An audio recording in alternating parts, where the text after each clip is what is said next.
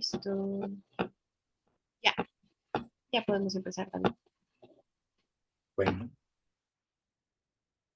buenas noches para todos, para todas. Qué rico estar por aquí, qué bueno verles, qué bueno que se animaron a hacer este curso introductorio a los temas fundamentales de la psicoterapia junguiana. Hoy es nuestro último encuentro. Gracias por su paciencia. Llevar un embotellamiento que pensé que me iba a desplazar 10 minutos y fue uno de esos momentos que 10 minutos hicieron más de una hora. Eh, Me gustaría que esto fuera un poco más dialogal, dado que es el espacio de cierre, ¿sí? Que podamos conversar de varias cositas. Entonces, es el espacio para hablar de la imaginación activa, que de alguna manera es el método privilegiado por la psicología de Jung para el abordaje de las imágenes. Ahora, es un método que no fue inventado por Jung, de alguna manera Jung fue sistematizando cosas que hicieron también otros y a partir de su trabajo de acompañamiento terapéutico y de su proceso de abordar sus propias imágenes, fue desarrollando un método que nos comparte y que muchos de sus colaboradores han seguido elaborando. Eh, lo primero que siempre creo fundamental es diferenciar la imaginación de la fantasía. Mm, La fantasía suele estar al servicio de los complejos. La imaginación es mucho más libre. Este, Once, ¿me dejas compartir imagen? Recordé que a ustedes les gustaron las imágenes que hice con alguna inteligencia artificial para otro encuentro. Así que para que no tengan que aburrirse viendo esta cara, pondremos algunas imágenes de fondo de otras caras y de otras estimulaciones visuales, ¿sí? Para que ustedes también dejen volar su imaginación y traten de completar estas cosas que salen del libre discurrir de mi conciencia. Eh, Pueden ver esta imagen, ¿cierto? Ahí tenemos. Entonces, fundamentalmente, el trabajo con las imágenes, no sé si se ven las transiciones, Monza, creo que no. Va a ser un poco más complejo de lo que creo. Sí, ahí, ¿Siguen viendo la misma imagen? sí, seguimos viendo la misma. Bueno, veamos qué pasa. La dejaré por ahí un momento mientras sigo contándoles. Entonces, le está diciendo que hay que diferenciar fundamentalmente de la imaginación y la fantasía. La fantasía suele estar al servicio de los complejos, como el complejo del ego necesita compensar su relación con el resto de la vida psíquica. Entonces es muy común que caiga en esta fantasía. Eh, la fantasía puede tener un gran espectro emocional. La fantasía puede estar aliada al miedo o a ideas omnipotentes. Yo creo que todo el que se gana, el que juega la lotería, en algún momento está fantaseando que se lo va a ganar. Sí, yo creo que todo el que se acerca a seducir a alguien, en el fondo también está guiado por una imagen que está tomando la conciencia y que le está diciendo qué hacer. Mm, La imaginación, en cambio, está orientada desde un propósito diferente. Tiene que ver con la vitalidad de la imagen y la lógica que esa imagen le impone a un sujeto, más allá de las propias intenciones egoicas. Entonces, es más fácil que la fantasía nos lleve, por ejemplo, al pensamiento mágico, a que la imaginación lo haga, porque la imaginación es más libre. La imaginación tiene que ver con la relación que tiene el artista con su obra. ¿Han visto? Todos tenemos amigos artistas o cuando estamos trabajando en arte nos pasa algo y es que llegamos a escribir con una intención muy clara y al final decimos, pero yo iba a escribir otra cosa y realmente los personajes se fueron, en su diálogo fueron tomando otra dirección. O con los amigos y amigas que pintan, ¿no? Dicen, yo no sé, yo tenía una intención muy diferente en pintar esta situación y al final la imagen se resistió, o me sentía muy molesto con lo que estaba pasando ahí y lo que surgió de la imagen fue algo completamente diferente. Eso tiene que ver con la lógica misma de la imagen y cómo se impone a nuestra conciencia. También es importante diferenciar el ejercicio del libre imaginar de de lo que pasa con una imaginación dirigida. Digamos, en muchos modelos de acompañamiento terapéutico hay ejercicios en los que se guía en la meditación con una imagen y se orientan imágenes guiadas, dirigidas. Entonces se le dice a las personas que participan de la meditación o de la imaginación guiada: imagina que estás caminando por un prado verde y de pronto allí sientes la textura de la arena. Se van guiando las imágenes, se van guiando. En la imaginación activa no. Es algo mucho más parecido al sueño, donde la imagen es libre y se impone. En el mundo junguiano también se dice que es importante reconocer que la imaginación activa no es una plegaria, no es una oración, no tiene un proceso de una mistificación tan absoluta. Y también es importante diferenciar la imaginación activa de lo que es estrictamente el trabajo con la obra de arte, aunque es posible utilizar técnicas similares a la imaginación activa para la elaboración de una obra de arte.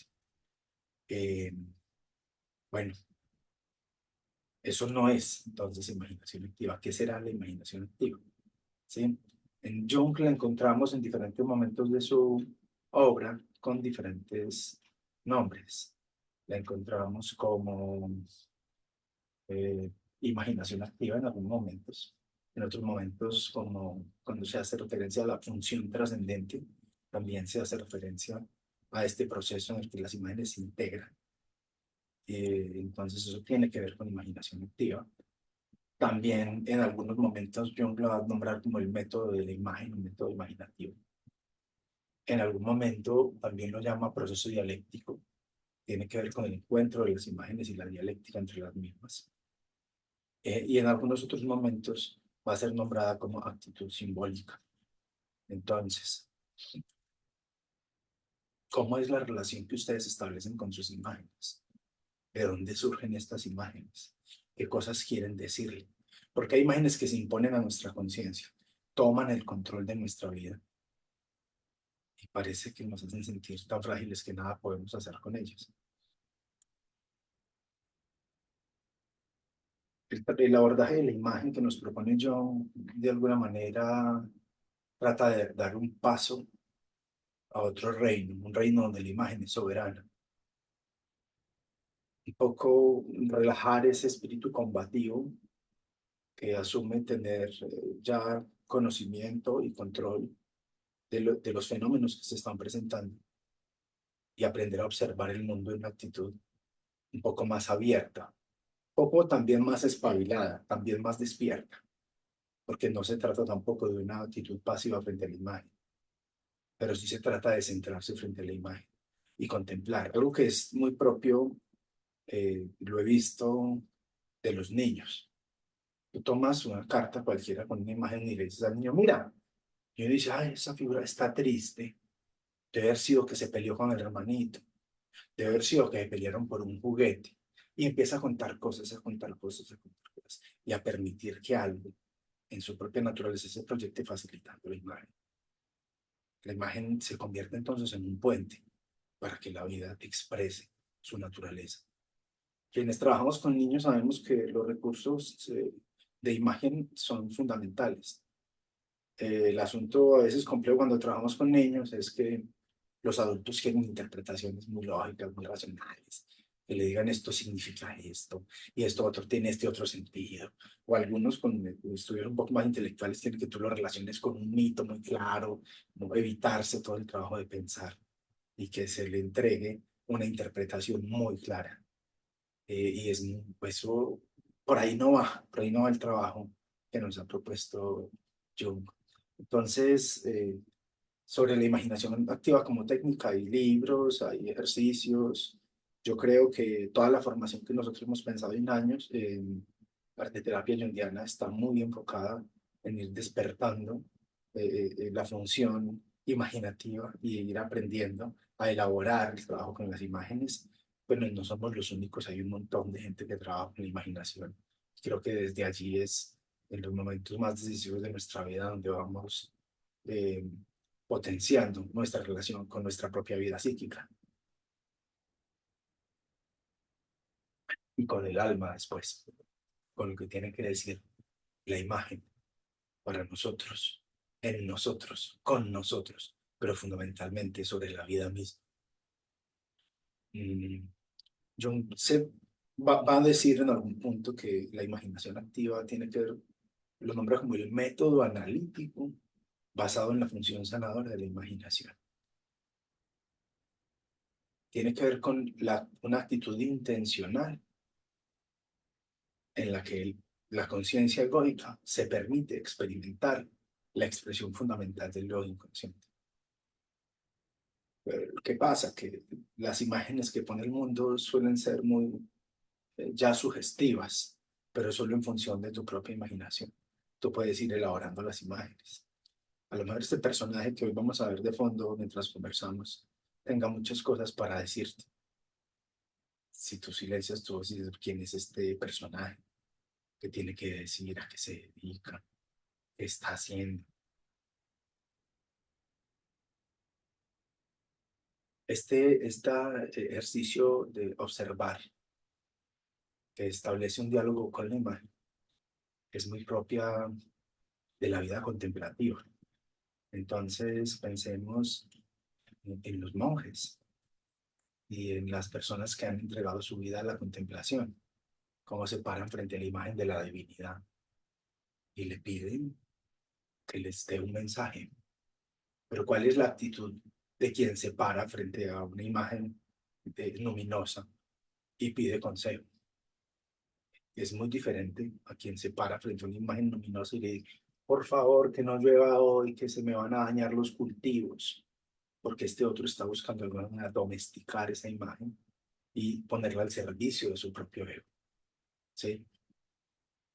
Diferente si quien está en su propio camino espiritual se para frente a una imagen luminosa y, e intenta entender qué significa Shiva, qué sentido tiene Shiva en su danza cósmica, Shiva parada en la eternidad y por qué los humanos la habitan su imagen en función de ese principio creativo y destructivo en el que todo se está destruyendo y haciendo en cada momento.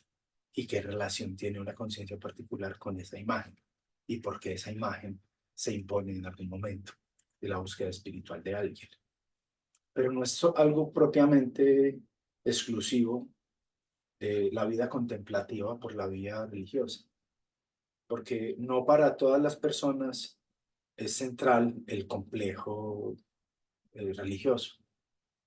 Ya sabemos pues que lo han dicho varios psicólogos de la escuela arquetipal. Jung tenía un complejo religioso importante que era propio de su devenir histórico y familiar y de su educación y de todo lo que pasaba ahí. Entonces, gracias a ese movimiento, pues él elaboró muchas imágenes y trabajó con muchas imágenes del mundo religioso. Otros lo necesitan hacer por una vía estética o por un trabajo de otras estructuras técnicas, con otras metodologías, pero siempre con esa fuerza puesta en la imaginación, en su movimiento. Yo llego a pensar que solo la imaginación activa, cuando, cuando aprendes a usarla, permite expresar la realidad objetiva de la psique. Tiene que ver con las imágenes que se han elaborado para el reconocimiento de estos patrones de la vida colectiva, que yo llamo arquetipos, o que el mundo desde la filosofía clásica ha llamado arquetipos, y que se ha nombrado como algo objetivo de la psique. ¿Sí? Eh, y que parece que tiene tantos modos, tantas variaciones de expresividad como tantos sujetos existen. y que hay una tendencia de una imagen siempre a relacionarse con otra, en la lógica madre-hijo, masculino-femenino, la imagen de los esposos, la imagen de la dualidad que busca integrarse, etcétera. Una confrontación con el inconsciente, entre más intensa sea, más necesito utilizar el método de la imaginación activa. Personalmente, creo que ha sido la herramienta que me ha permitido acompañar a personas que han venido con crisis depresivas muy fuertes. Lo que pasa es que la conciencia se resiste mucho a veces a la imagen y se queda en los fenómenos que se imponen a la conciencia, que a veces son de naturaleza muy energética, muy sensitiva, muy emocional. Y puede costar trabajo al principio entrar al reino de la imaginación y empezar a elaborar las imágenes. Así pues, un hombre que, aunque es psiquiatra, durante 20 años él ha pensado que tiene que obligarse a trabajar así esté deprimido y confía en la farmacoterapia que es propia de su ejercicio. Sin embargo, está inquieto. Y cuando llega a consulta dice, me gustaría llegar a pensar que esto no es un asunto de origen biológico, que yo puedo salir de aquí por una vía más psíquica. Pero las primeras sesiones y los primeros meses de terapia, este hombre insiste en las razones que tiene desde su construcción orgánica, desde la comprensión electroquímica de su naturaleza para estar deprimido. Y una y otra vez, pese a que estamos buscando estructuras para el relato, se queda más atrapado ahí. Esta imagen me recuerda mucho a ese hombre porque en algún momento él empieza a recuperar una pasión infanto-juvenil, que es armar este tipo de estructuras. Le interesó mucho el mundo de los autómatas renacentistas y empieza a construir y empieza también a relacionar su propia existencia como con cierto automatismo en las ideas, en sus acciones, en sus rituales, en su cotidianidad. Y empieza a preguntarse por la fuerza que mueve todo eso. Y empieza a visualizar como una imagen de un dios oscuro, que es como el maestro de marionetas detrás de su propia existencia. Cuando está la imagen clara, esto nos permite hacer una personificación de esta figura y poder establecer un diálogo con la imagen. Esa imagen tiene toda la fuerza del sinsentido existencial que él ha nombrado como depresión durante muchos años. Estoy hablando de un caso que acompañé hace casi 10 años. Y en algún momento él puede sentir que eso que parece un peso y una densidad en su cuerpo es una fuerza que tiene una intención más grande que su propia capacidad de comprender. Se obsesiona un poco con la lectura del libro rojo y se imagina a otro psiquiatra suizo, Carl Jung, viviendo una gran crisis y elaborando estas imágenes. Así que empieza a elaborar su propia obra, a recortar trozos de madera, a hacer algunas imágenes, crea un mundo en el que esas imágenes puedan habitar.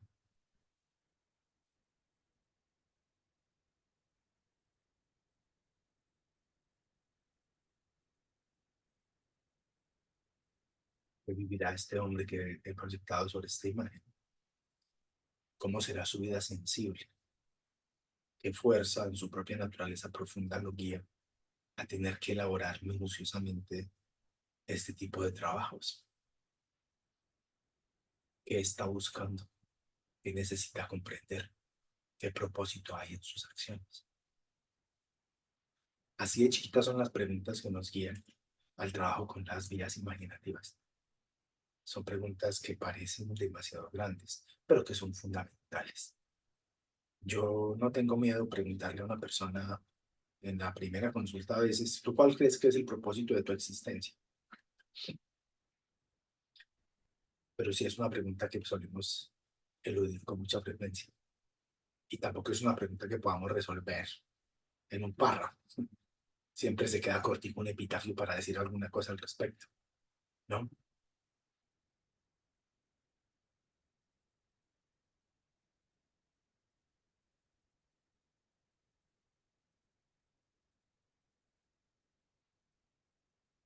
Ahora, sobre la imaginación activa como método, vamos a hablar un poco, creo que este espacio nos lo permite, pero fundamentalmente la imaginación activa es una función psicológica que llamamos función trascendente, que tiene que ver con la función que lleva eh, la psique a la búsqueda de su completud en la otra mitad de la imagen que ya puede reconocer. Eh, Pasa con mucha frecuencia que alguien empieza a contar un sueño o una imagen que trae y está muy empecinado en nombrar un aspecto de la imagen. Pero en medio del relato hay otra parte de la imagen que parece como un antagonista y es necesario llegar a saber cuál es la voz que tiene ese antagonista, porque allí esta lógica de tesis y antítesis permiten una síntesis dialéctica de la imagen posible, siempre en la estructura narrativa que va configurando una imagen en movimiento. Así pues, la imaginación activa permite una apertura al reino de la ensoñación, permite dejarse llevar un poco más por la imagen, por esa necesidad de saber qué sigue después, como en ese plan Sherezad de la vida, ¿no? Recordemos las mil y una noches, el sultán viene a matar a Sherezad, pero ella tiene una historia para contar cada noche, y cada historia por contar le permite vivir un día más. Eso es una de las necesidades fundamentales del humano. Pese a que habitamos un reino que se obsesiona mucho con los datos inmóviles, petrificados, con las cifras que parecen muy exactas y con las frases que parecen muy puntuales. La necesidad fundamental de nuestra naturaleza psíquica es la necesidad del relato. Quizás por eso Eduardo Galeano decía que no estamos hechos de átomos, sino que somos criaturas hechas de palabras.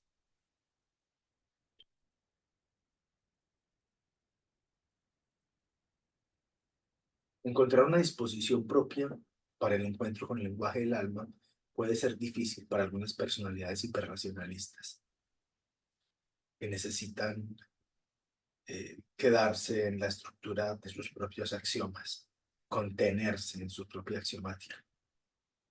Allí no se deja emerger la imagen, entonces se viven síntomas de naturaleza muy arrasadora.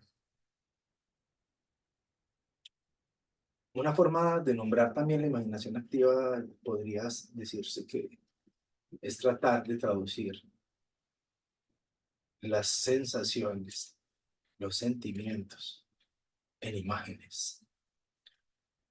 Todos conocemos quizás el mito de Galatea y Pigmalión, ¿lo recuerdan? Pigmalión era un artista, un escultor, que tanta vida le ponía a su obra, que en algún momento su obra central cobró vida. Se llamó Galatea, así se llama un proyecto actual de mi esposa, Galatea. Tiene que ver con la función transformadora del arte. Mm, y si ustedes son artistas y se han encontrado con la faceta de lo que Jung llama el complejo de creador, de esa parte de tu naturaleza que te está pidiendo que sumes un poco, que aportes al desarrollo creativo del mundo, te empiezas a encontrar con eso, aunque la obra está reclamando tiempo y espacio, vitalidad, te está diciendo lo que tienes que hacer. Si tus propios complejos no te lo permiten, empiezas a sufrir de tu relación con la obra. Muchos amigos artistas y pacientes artistas dicen, ¿por qué para hacer arte hay que sufrir? Eso no es algo que se hayan inventado, ¿no? Es parte de nuestra naturaleza intrínseca.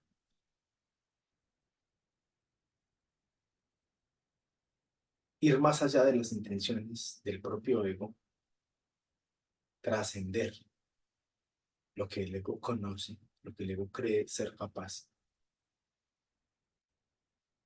¿Para qué estará haciendo este hombre esas imágenes? ¿Qué necesidad lo lleva a buscar trabajar de tal o cual forma. ¿Qué está buscando en ese trozo de roca?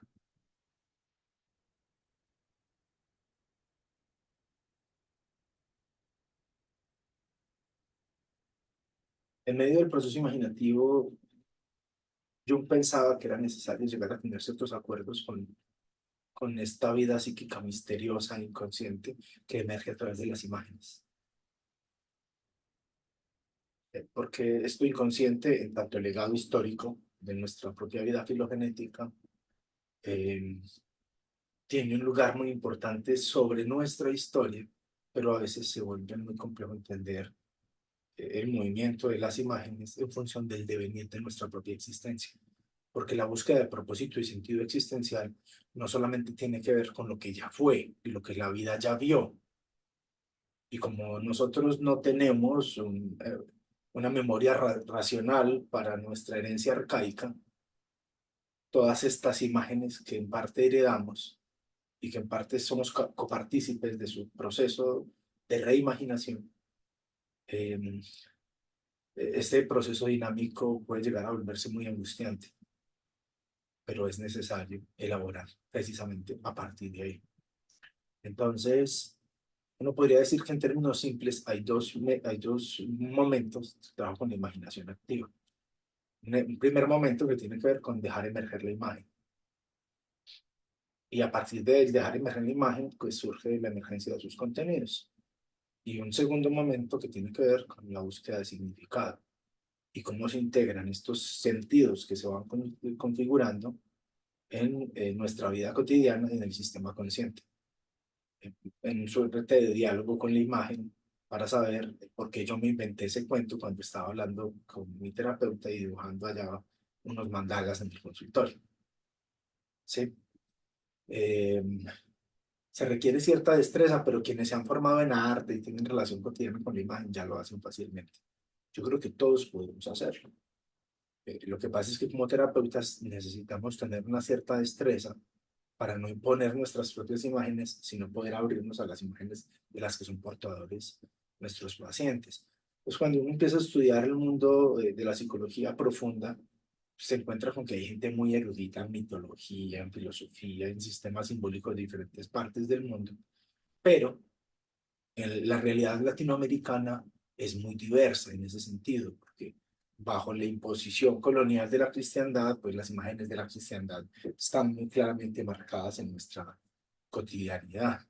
Pero además hay mucho sincretismo religioso con la emergencia de cosas que han estado aquí culturalmente y con la necesidad de prácticas decoloniales que van surgiendo en todos nuestros territorios que se van acercando, aunque es muy común que cuando te acercas a una tradición como un poco más ancestral, te encuentras con un mundo todavía muy cristianizado.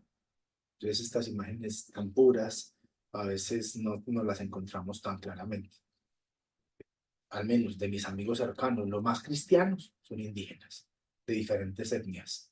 Y eso me llama mucho la atención, porque pues ellos todavía viven en un mundo con sus metarrelatos. Recuerdo mucho que a una amiga, psicóloga clínica, que viene del mundo sino, le dije: "Hey, yo estoy interesado en los mitos de tu pueblo, ayúdame a conocerlos". Me dice: "Ay, por ahí un antropólogo hizo un estudio, te voy a preguntar y te consigo los libros". Yo esperaba que dijera: "Mi abuelita me contó que estuviera más traspasada por la tradición oral".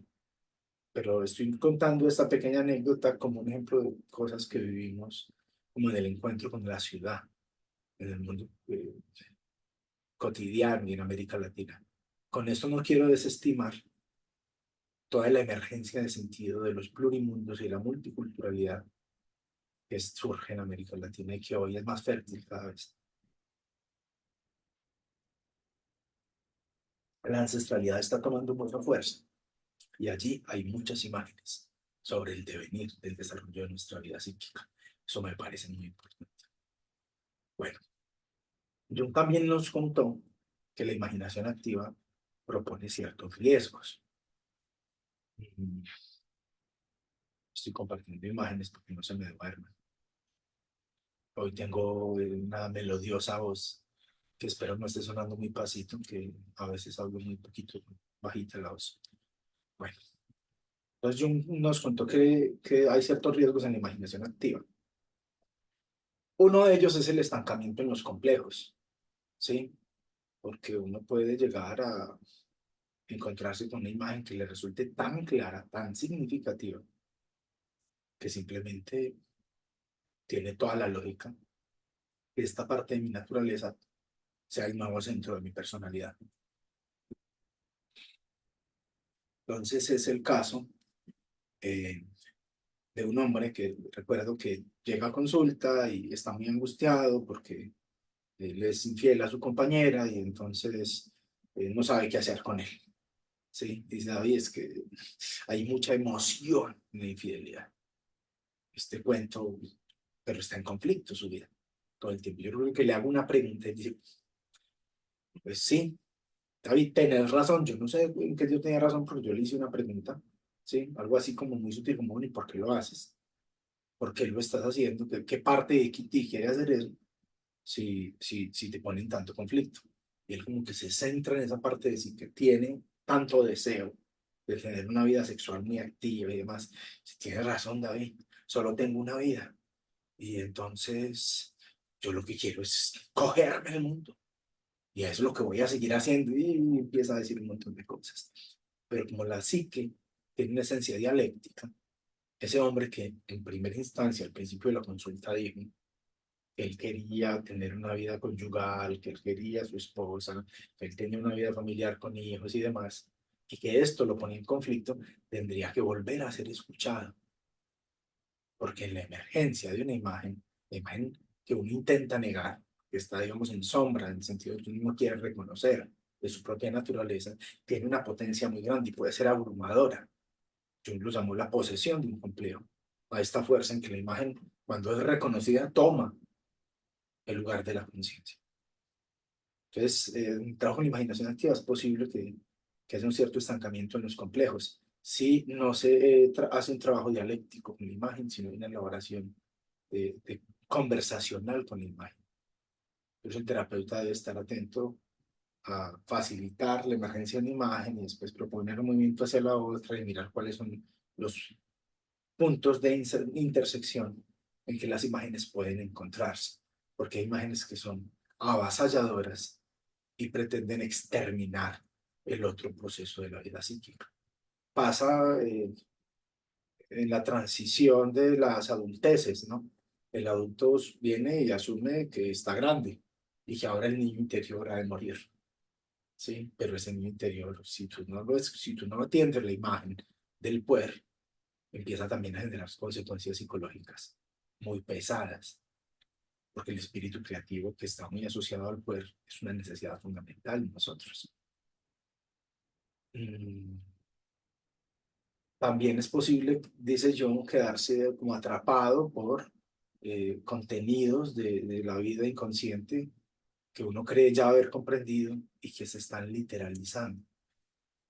Uno cree que ya encontró la verdad y que en ese sentido la psique no se tiene que mover para ninguna parte, porque uno ya encontró sus últimas razones, sus propósitos. Y no, la naturaleza de la imagen es dinámica, ¿sí?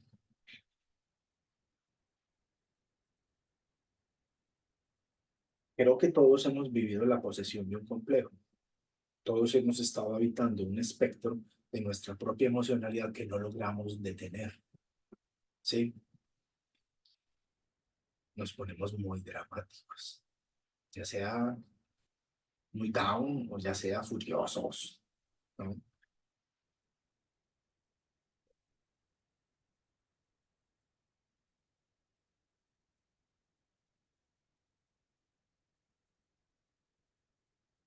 Cuando los contenidos de la profundidad de la psique toman nuestra personalidad,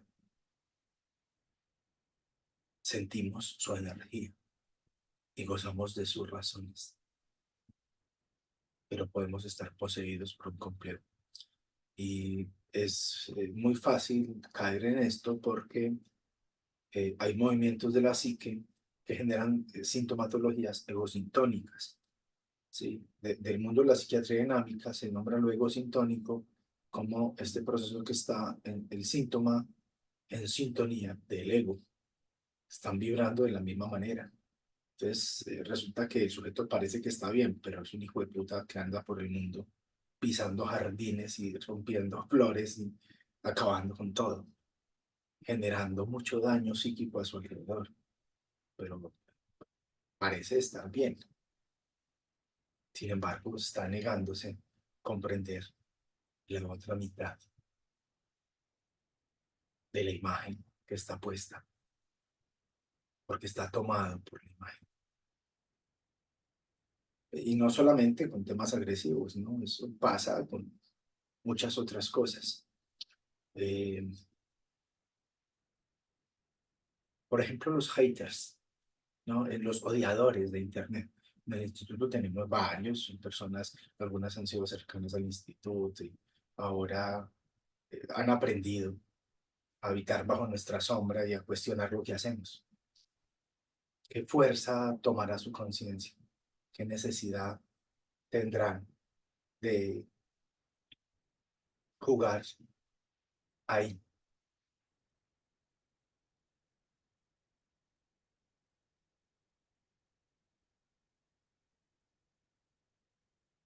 También decía yo que es muy peligroso tomar una actitud pasiva frente a la imagen. Es muy riesgoso. Y el ejemplo que toma, pues hay varios ejemplos importantes, pero uno de ellos es Hitler, ¿no?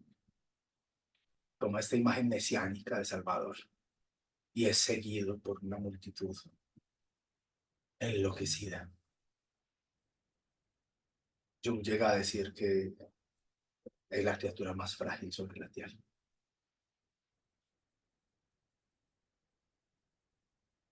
El hombre más débil, que fue tomado por una imagen de la psique colectiva y asumió el lugar de un Mesías dispuesto a arrasar un pueblo entero. Jung también dice que hay que tener mucho cuidado con el trabajo en la imaginación activa. Él dirá que es su método más, su experimento más peligroso, el abordaje de estas imágenes, porque un ego bastante frágil frente a una imagen con demasiado poder, una estructura egoica disociada o incluso escindida, puede ser tomada por la imagen muy fácilmente.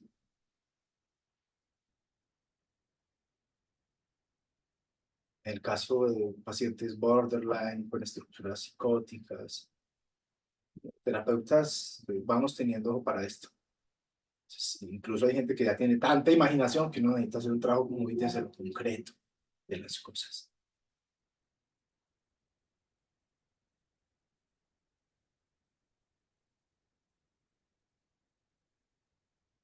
Y fundamentalmente decía Jung que hay que tener mucho cuidado en el abordaje de la imaginación activa con el pensamiento mágico,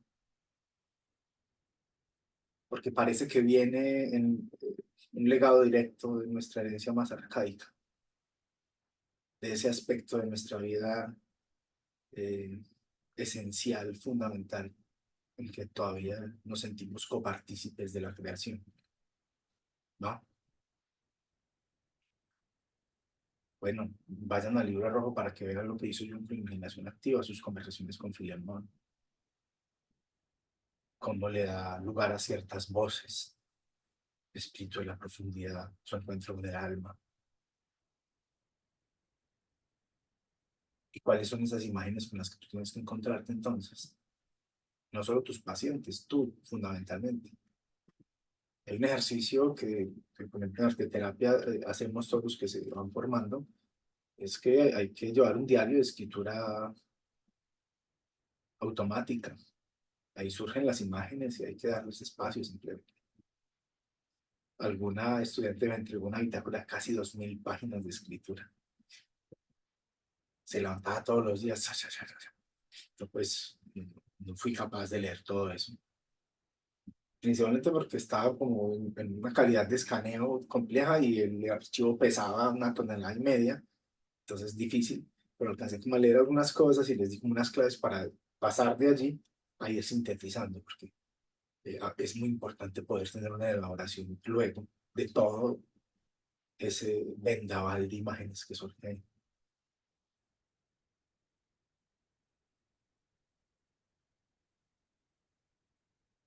El trabajo en la imaginación activa nos lleva claramente a reconocer la presencia de factores autónomos de la vida psíquica que emergen en nuestra conciencia, que condicionan nuestras relaciones, que empujan la toma de nuestras decisiones,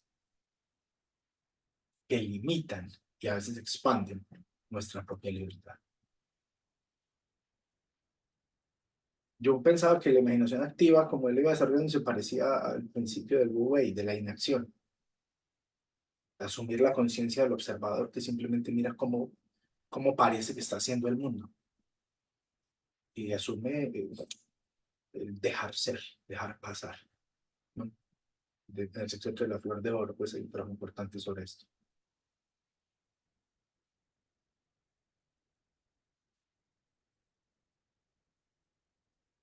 Si se dieron los movimientos tan complejos en los periodos de la entreguerra, ¿vieron? En movimientos artísticos, las estéticas. Sí, se terminó la Primera Guerra Mundial y la sociedad de la posguerra tratando de organizarse, pero el surgimiento de unas razones totalitarias tratando de asumir la conciencia humana. Y entonces ahí desde el dadaísmo hasta todas las otras corrientes que fueron tratando de expresar qué era lo que las múltiples posibilidades del desarrollo de la conciencia y el surrealismo, tratando de integrar muchos factores diversos de la conciencia en el caso de la imagen. En el trabajo sobre la alquimia, yo voy a llamar la imaginación activa soñar con los ojos abiertos. ¿Tú has soñado con los ojos abiertos? ¿Cuándo fue la última vez que lo hiciste? Hay una forma de soñar con los ojos abiertos que a mí me ha parecido muy interesante en los últimos años. Y resulta que me he puesto a ir desarrollando como a modo de método terapéutico una secuencia de preguntas sobre la biografía de la gente. No con afanes de conocer solamente la historia, sino con el propósito, el firme propósito de buscar el núcleo de la imagen que está presente en cada momento de la vida y que cuando tú empiezas a trazar te das cuenta que hay unas imágenes que siempre se te imponen, que son necesarias, que parece que hay algo en la vida psíquica que desde siempre estuvo ahí puesto. Este trabajo biográfico me ha llevado a ir buscando las biografías de personas que admire mucho y ayudar a algunos pacientes a hacer un viaje en su propia biografía para relacionar esto con su presente, con sus crisis. ¿Sí? Suena como a una psicología muy tradicional, muy causalista, bibliográfica, pero realmente no, porque el abordaje de la imagen siempre te empuja hacia el presente y sus propósitos, hacia la conflictividad de la hora. Rocío, si me escribes, te mando todas las fotos. Vale, listo. Así te quedan como de full calidad. Estas sí son bonitas. Estas máquinas hacen recreaciones estéticas como muy bonitas, ¿no? Entre esas biografías, hace poco estaba mirando el texto de Jacobo Grinberg que se llama La conquista del templo, y entonces él aborda su primer recuerdo, tenía 2 años, y de pronto siente que su madre le va a hacer una petición, pero que su madre no le la quiere hacer, que él sabe que su madre quiere que él quiera un hermanito. No sé cómo, pues, pero esos rincones de nuestra memoria que se funden como en dimensiones de ensoñación que son casi sueños. Además que son recuerdos interesantísimos con cualquier persona que tú empieces a hablar sobre los recuerdos más tempranos de su infancia, te trae imágenes muy surrealistas que parecen sueños. Entonces Jacobo va a contar esta anécdota y va a contar la actitud psicológica que tuvo ahí y cómo él siente que eso era el núcleo como de una flor que se fue desplegando en su vida de alguna manera y que esa misma actitud fue muy nuclear en el desarrollo de su personalidad.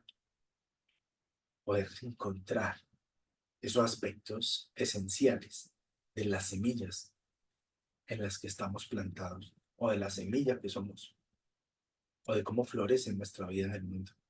Eso suena muy interesante, ¿no creen?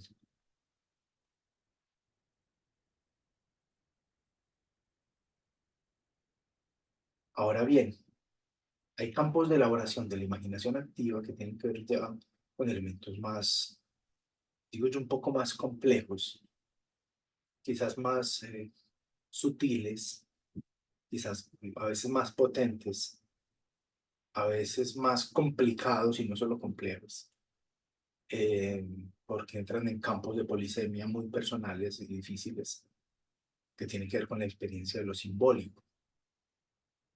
Y resulta que es que lo simbólico, si bien tiene un campo de significación cultural y unos patrones muy generales de cómo está la estructura de la imagen en el mito y en lo cultural, en nuestra vida personal lo vamos asumiendo con una fuerza muy particular.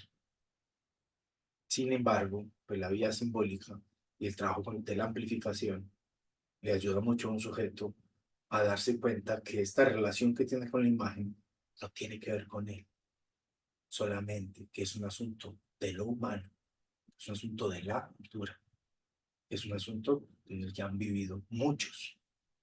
Las imágenes para ser padre que necesita un hombre en su primer acompañamiento en la paternidad están puestos en los relatos culturales, en los mitos, en las imágenes de ser hombre y las múltiples formas de la masculinidad están puestas en los relatos culturales. Y estoy hablando de dos aspectos que pueden tocar la conciencia en momentos particular de la vida. Pero el repertorio de imágenes que hemos heredado como legado simbólico, pues también nos permite jugar con esto.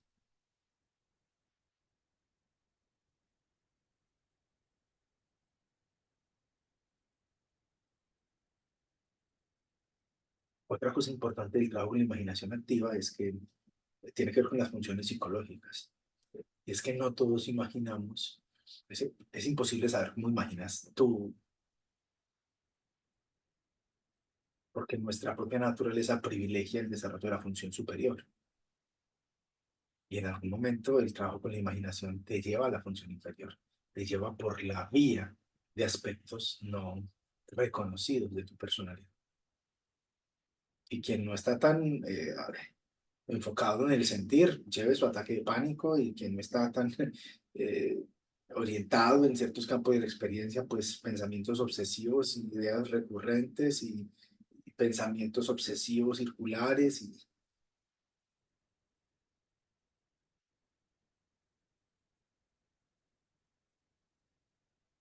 somos en la imaginación el mundo está hablando. Por eso el alquimista buscaba el espíritu de Mercurio atrapado en la materia, y a través del trabajo imaginativo y de la experiencia práctica de la alquimia, del experimentar, del laboratorio y de la imagen, fue emergiendo todos los desarrollos que fueron los padres del mundo moderno, de la química, de la medicina, de la psicología, de la astronomía, la mecánica, allá y acullá por todas partes, estos viejos sabios. Que como puñita aprovecho para contarles que en un grupo, un círculo de estudio avanzado junguiano, vamos a ver todos los martes este año para trabajar varias cosas, círculo de granos, libro rojo, y yo voy a trabajar un poco el contenido de la alquimia, eh, va a ser muy interesante. Fata Morgana publicó un libro muy bueno sobre imaginación activa, que se llama Psicoterapia, con Von Franz. Para mí es un libro de imaginación activa porque cuando estaba aprendiendo más de la técnica fue el libro que tenía en mis manos todo el tiempo. Allí Von Franz va a decir que van a haber cuatro momentos del trabajo en la imaginación activa. Recordemos que para Jung estaban estos dos momentos: primero dejar hablar a la imagen y después buscar el sentido. En Von Franz, los cuatro momentos, el primer momento tiene que ver con el vaciar el propio ego. Entonces, nosotros en el método que hemos desarrollado en el instituto, y también como legado de la arteterapia de diversas escuelas en las que nos hemos formado, empezamos con un centramiento en que la conciencia deja de pensar, trata de callar sus ruidos y hace una suerte de meditación. De diferentes ejercicios hay pues para esto. Tú seguramente conocerás muchos. Vaciar el ego, buscar estar centrado en el ahora. Dejar de pensar si ya enviaste el correo y si los niños sí comieron y si se pagaste el arroz y lo que sea. Luego, disponerse para recibir las imágenes del inconsciente. Traer las imágenes con las que estás trabajando. Una fotografía es una muy buena imagen para trabajar. Una obra de arte que estás elaborando es una muy buena imagen para trabajar. No concentrarse excesivamente, que no sea una cosa en la que estás haciendo fuerza y generando presión, pero sostener la imagen, no desconectarse de ella. Dice Von Franz que hay que tener cuidado que no sea una imaginación pasiva, que no sea una imaginación como que ya todo está escrito y simplemente me voy por lo que ya sabía.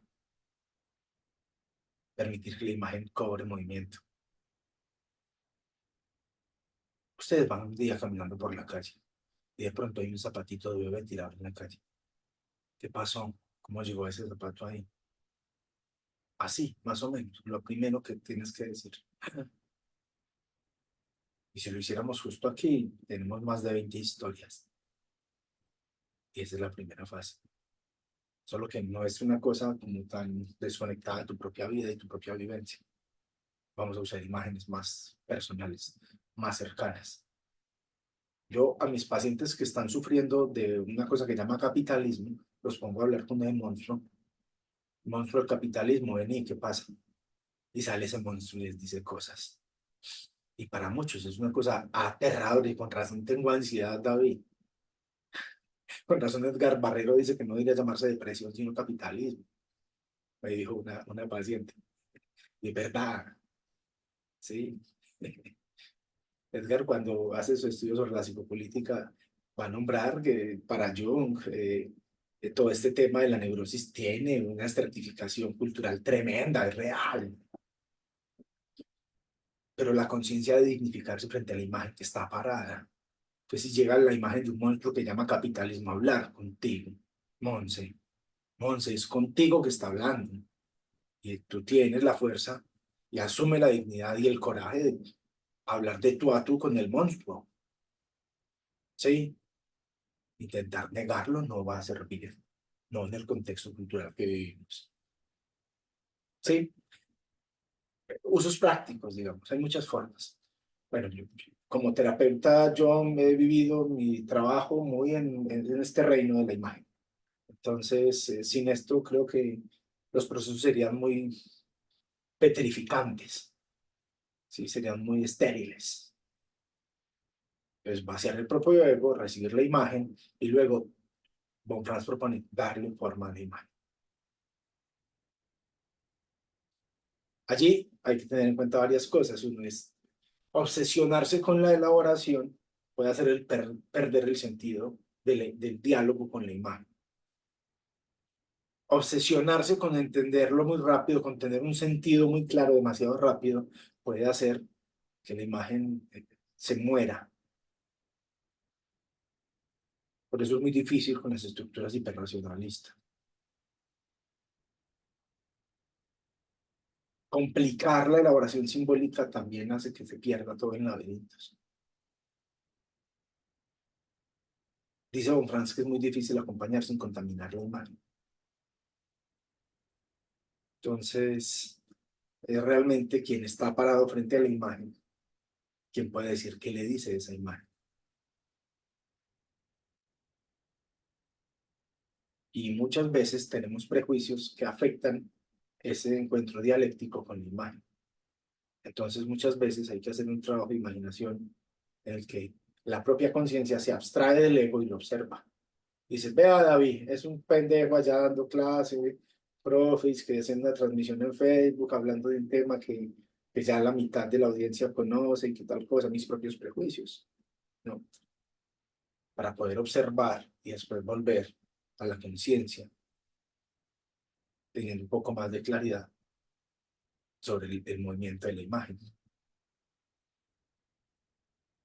Una vez se genera este encuentro dialéctico con la imagen, von Franz propone que haya una confrontación ética, que haya un análisis de la situación más profunda de la imagen. Porque este juego interior, cuando es efectivo, trae una posición diferente a la del ego.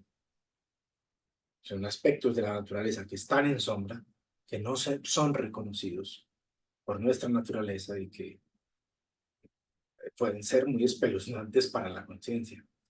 ¿Sí? Robertson, en su libro sobre la sombra, cuenta una historia de una pareja que hace un ritual de voto de sombras. Entonces él le dice a ella como, em, yo te voy a presentar en público como parte de mí y, y te cuidaré y te protegeré, pero en secreto. Voy a desestimarte, no me vas a importar mucho, no te prestar mucha atención, algo así. Y ella dice, yo seré una mujer sumisa, haré todo lo que tú digas, pero realmente siempre tendré el control de todo. Y si tenemos problemas, o si te mueres, me voy a quedar con toda tu fortuna y con tu casa. Así de compleja es la imagen de esto sombrío que la conciencia no suele asumir en su cotidianidad.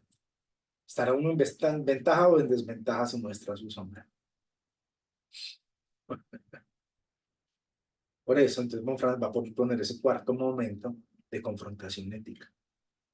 Él dice, bueno, volvamos al punto de origen.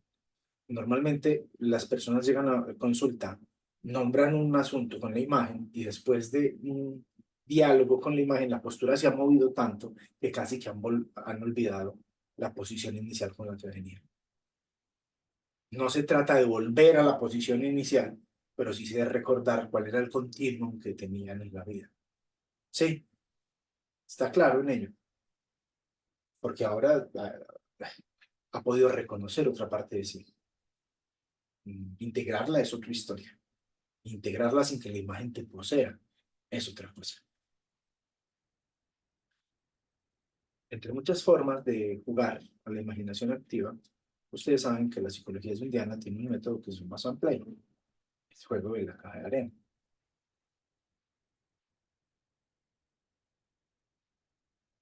El juego de la caja de arena es un método no verbal.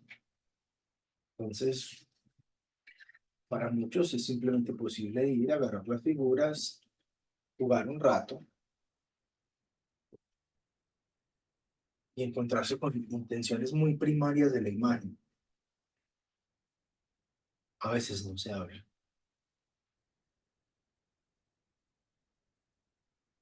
Como terapeutas ahí acompañamos observando el movimiento, si quitó, si puso, el ritmo en el que se juega y a veces hacemos algunas preguntas.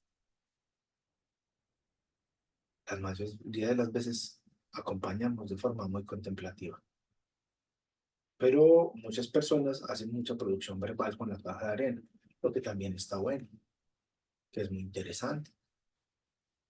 Otro libro muy bueno para ir aprendiendo imaginación activa es el libro de Bárbara Hanna que se llama El encuentro con el alma. Allí muestra la imaginación activa y muestra algunos casos de pacientes. También nos va a decir ella, cuidado con la intención mágica.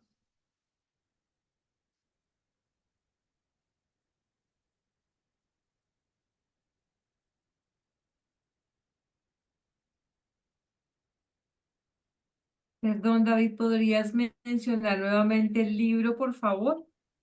El encuentro con el alma, imaginación activa de Bárbara Hanna. Un libro, bueno, es un libro muy reconocido. Ahí está la historia del hacedor de lluvias, creo yo, la de Richard Wilhelm.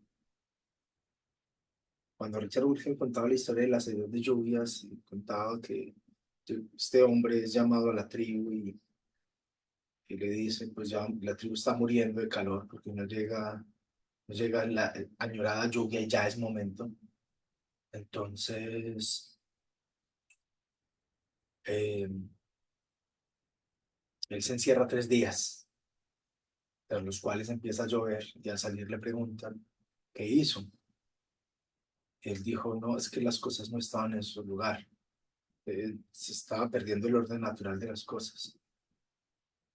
Entonces yo busqué poder estar en Tao, poder estar, estoy hablando de palabras que no están en el libro, ¿cierto? Pero poder estar en atención plena y aguardar pacientemente para que la lluvia volviera. Mejor dicho, no hizo nada.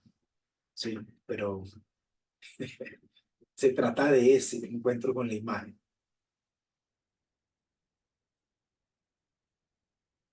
Una cosa importantísima que se nombra el trabajo en la imaginación activa es que para hacer imaginación activa es muy importante aprender acompañado, pero hacerlo solo. Entonces, yo no hacía mucha imaginación activa con sus pacientes, les enseñaba cómo él lo hacía y después conversaban sobre lo que hacían. Tú no puedes hacer imaginación activa con otros. Si yo tengo compañeras, colegas que dicen, se hace imaginación activa en terapia, yo también creo que no se puede. La presencia de un otro observador lo cambia todo. Si ustedes no estuvieran aquí, el diálogo que yo establezco con mis imágenes es muy diferente. Y si así fuera una sola persona que me está mirando, la relación con la imagen cambia. ¿Estamos de acuerdo en eso? Para nosotros, en tanto humanos, la relación con otro humano es algo que mueve el espejo en una dirección específica.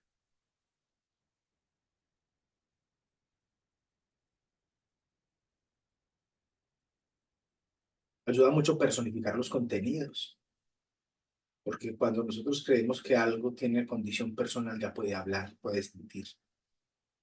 Pues la personificación de la estrategia básica que nuestros ancestros usaron en la imaginación, que desarrolló los sistemas míticos y simbólicos de sus dioses y sus demonios. La imagen que les decía ahorita, pues imaginar el capitalismo como otra criatura viviente es muy diferente a imaginarlo como un sistema tiránico que simplemente está aquí para gobernarlo todo y acabar con nosotros. O como un tesoro inalcanzable, solo para algunos que tocarán el Olimpo. Esa y cualquier otra de muchas imágenes. ¿Cuáles serán las imágenes con las que tienes que hablar? Dices, ah, esta vaina que está en conflicto en mí. Por ahí debería entrar la imagen. La imaginación activa permite atender la expresión de lo sensible. Cuando surjan varias imágenes de la imaginación activa, atento a la primera. Surge una y después pueden surgir muchas otras, pero te quedas con la primera imagen y elabora desde esa. Todo lo otro puede ser muy válido, pero elabora desde la primera imagen. Muchos piensan que las siguientes pueden venir por contagio, pueden tener ya un movimiento defensivo.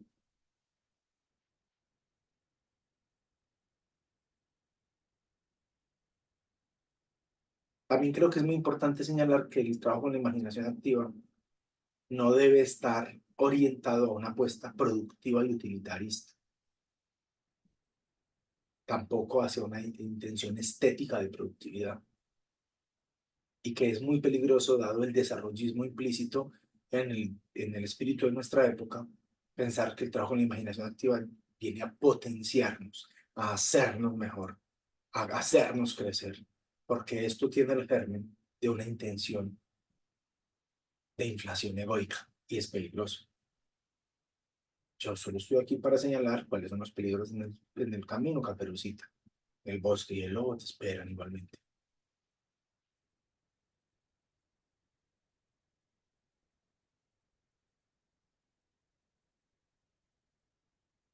Hay dos aspectos que creo que son importantes, digamos, dentro de lo arquetipal, en un trabajo de imaginación activa. Yo creo que ese es el acercamiento al reino del ánima y creo que es la vía del poder. Creo que lo leí en De la Glianis en un trabajo bellísimo sobre imaginación activa, que es un párrafo sintético que tiene, donde hace como un estudio del arte, una suerte de estado del arte del trabajo de imaginación activa en Jung y los profundianos. Se llama así, es un paper que encuentran en todas partes.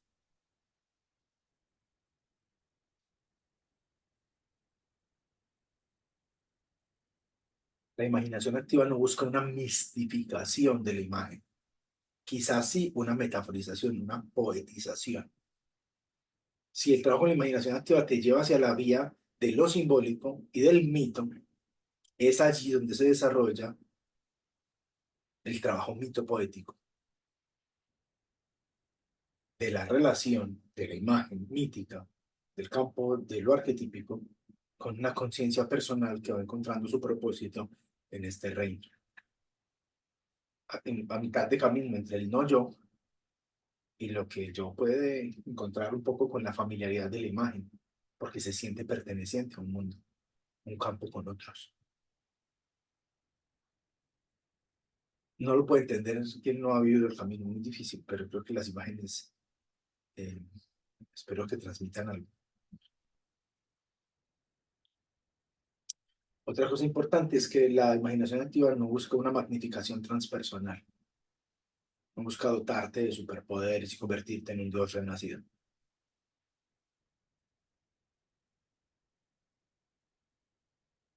Sí se trata fundamentalmente de una apuesta técnica, metodológica y un proceso fundamental en el trabajo de autoconocimiento, en el proceso de individuación, en la búsqueda de la autorrealización, en el encuentro con el propósito existencial, con la vocación, con el sentido de la vida.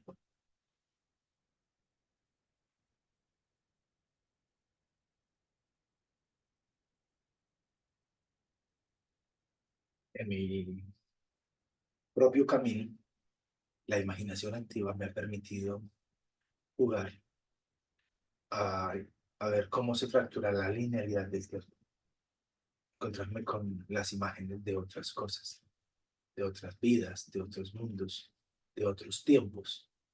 Y cuando tenía en mi infancia obsesión por algún periodo de la historia, me fui en algún momento de imaginación activa a decir, ¿y por qué? Una parte de mí está tan interesada en el Renacimiento y pude vivir allá ese mundo. Y cuando leía a Campbell en Las Máscaras de Dios, y estas imágenes de lo eterno, mm, me di cuenta que también la imaginación activa es una vía para la elaboración de la relación con nuestra propia mortalidad.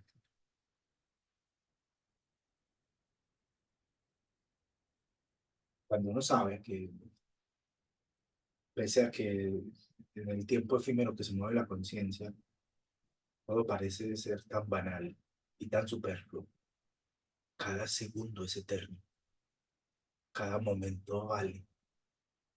Intentamos hablar desde otro lugar, con otra intención y también con otra naturalidad. Va a equivocarnos igual, pero con otro propósito.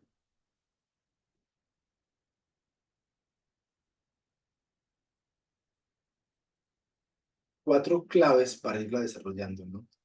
Para mí, arte, juego, cuerpo y curiosidad. O actitud curiosa, actitud lúdica. Por ahí. Se dieron cuenta que la imaginación activa está metida en muchos métodos, de muchas escuelas, de muchas técnicas de trabajo psicológico. La profundidad que cada uno aborde, pues, tendrá que ver con su propio desarrollo. Pero bueno, esto está aquí para que lo usemos todos.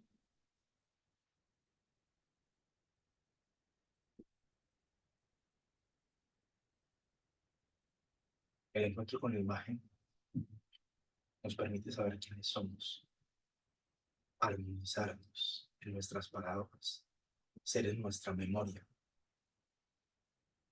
Hay que reconocer que hay un juego constructivista y construccionista en el proceso. Tiene que ver con cómo nos han ido haciendo y cómo nosotros también hacemos un poco parte de la realidad en la que estamos tejiendo. Pero eso que se hace ahí justamente, en el acto del imaginando, Gerundi, nadie puede hacerlo por ti.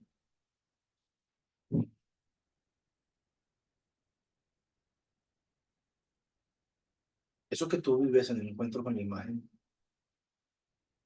tal vez no existió antes, tal vez solo tú puedes escuchar la imagen de esa manera.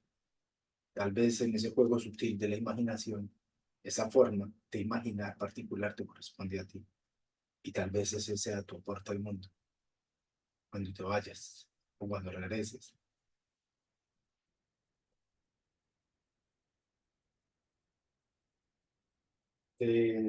Obviamente no se trata de la búsqueda de una verdad absoluta, porque a la conciencia humana no le corresponde lo absoluto. Habitamos un tiempo dinámico en el que todo se transforma. Si la imaginación activa permite la apertura, el desgarramiento de las cosas evidentes, allá está el reconocimiento de algo más, algo que siempre pudo haber estado ahí pero no fue atendido, algo que no pertenece al plano de la conciencia permanente.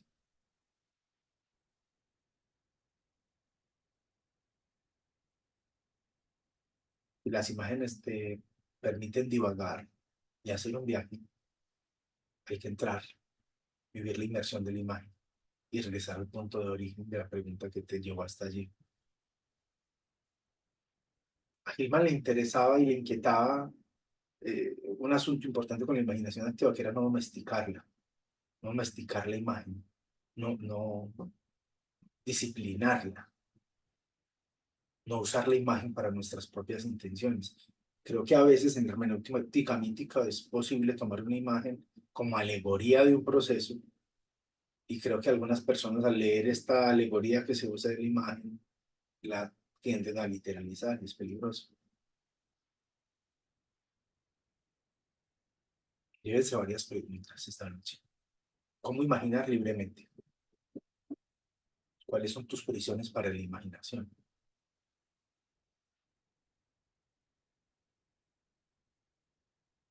¿Cómo saltar de tu plataforma racional a la imagen y volver?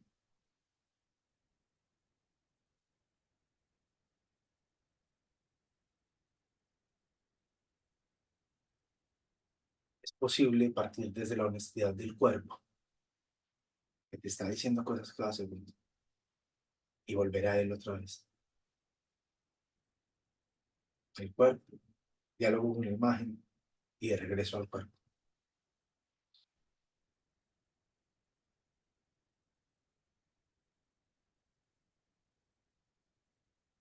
Unas preguntas para ir guiando y acompañar. Digo yo, si han estado en mis clases sobre esto, pues las han escuchado, pero al final yo tengo siempre la sensación de que lo que más aprendemos es en la práctica. Pero venga con estas preguntas. ¿Qué siente tu cuerpo en presencia de esta imagen? La imagen puede ser un otro, una situación, una condición, un problema, una imagen en general. ¿Qué es lo que tu cuerpo expresa ahí? ¿Qué siente? ¿Qué es lo primero que notas de la imagen cuando estás frente a ella? Sus primeros rasgos, sus primeras características y condiciones.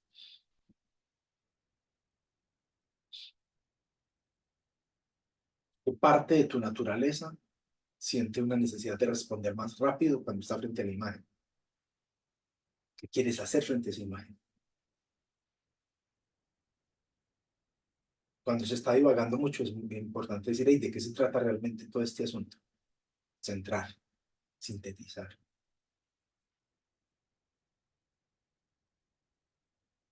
A veces es posible pararte frente a la imagen y decirle, ¿a qué has venido? ¿Qué quieres de mí? Dime, ¿qué quieres? ¿Deseas algo? Si hay imágenes de angustia, le preguntas a la imagen, ¿qué te ayudaría a sentirte mejor? Esas preguntas por el movimiento de la imagen, hacia dónde venir, potencian el desarrollo de la intuición. Para los más intuitivos es muy fácil, para los más sensitivos a veces no tanto, para los más racionales siempre es pantanoso. Y para los más emocionales a veces es difícil diferenciar entre lo que uno quiere y lo que la imagen quiere, pero se va aprendiendo también.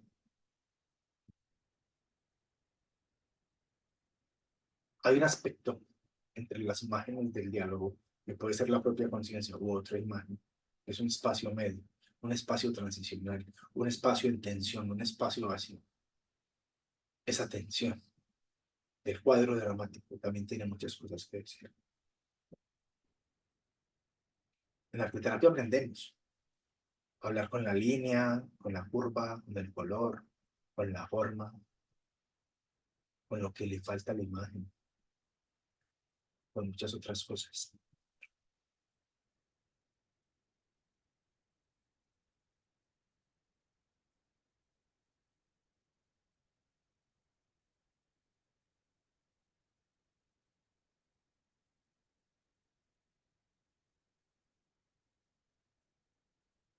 A lo mejor en las profundidades de tu propio mundo, envuelto en tu propia tiniebla, en tu propio misterio, siendo en tu propia oscuridad, emergen criaturas fascinantes. Poco en la danza etérea, que parece decir nada. Contemplas allí bajo el cielo salpicado de estrellas. Recuerda que estás en medio de un viaje. Pero más claro es el misterio de tu propia ignorancia. A lo mejor las paradojas que has ido encontrando se entrelazan con los hilos de algún destino sutil que no alcanzas a comprender profundamente. Ese drama que ahora vives lo han vivido millones cuando tuvieron que hacer este viaje y pasaron por aquí. La trama es densa y extensa, es enigmática sobre el lugar que estamos teniendo y el que han tenido las millones de criaturas que pasaron ya por aquí.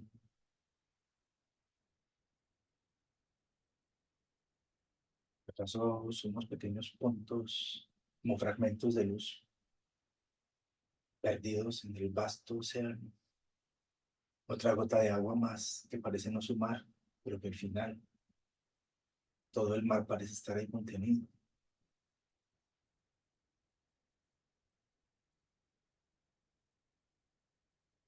Nuestra propia esencia parece solo espejearse en un contraste con la luz del otro, con su voz y su mirada.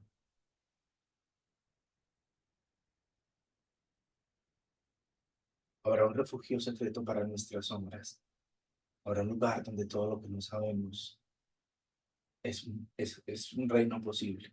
Es un reino donde todo lo que hoy ignoramos puede llegar a ser sabido. Donde se esconde el misterio, el tuyo, el mío, el nuestro. Hay un templo para ese lugar, para esas formas, para esas preguntas, para esa tiniebla misteriosa que estamos siendo. En el viaje de la noche interminable, como estrellas fugaces, como pequeñas luminarias en el campo, saludando, tintineando en medio de la oscuridad. Abrazamos con fervor eso que alcanzamos a ir conociendo, a ir tocando.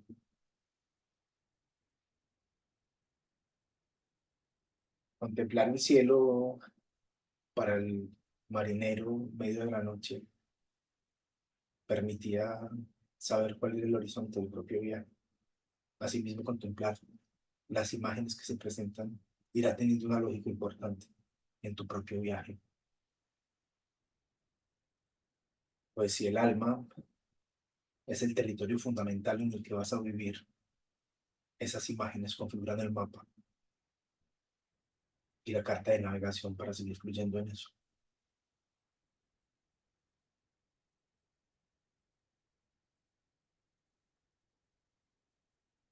Oh, les invito a que asuman la solemnidad del viaje, a seguir explorando el conocimiento de su propia existencia, de sus propias imágenes,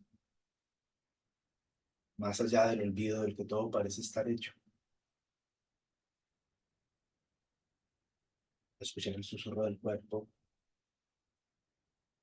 tiene la claridad necesaria para decirle todo lo que necesita. Atender a sus contradicciones y ver cómo circulan sus propias paradojas. sintiendo, sintiendo, sintiendo todo el tiempo y convirtiendo eso en un lenguaje, en palabras, a veces de lo indecible, a veces de lo que nadie quiere escuchar.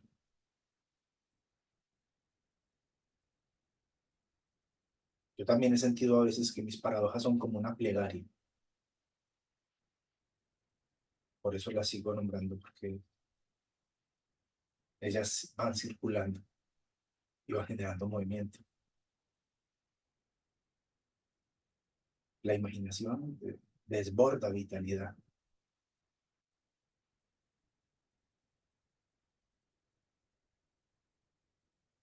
Integra paradojas, permite la relación fundamental entre la vida y la muerte.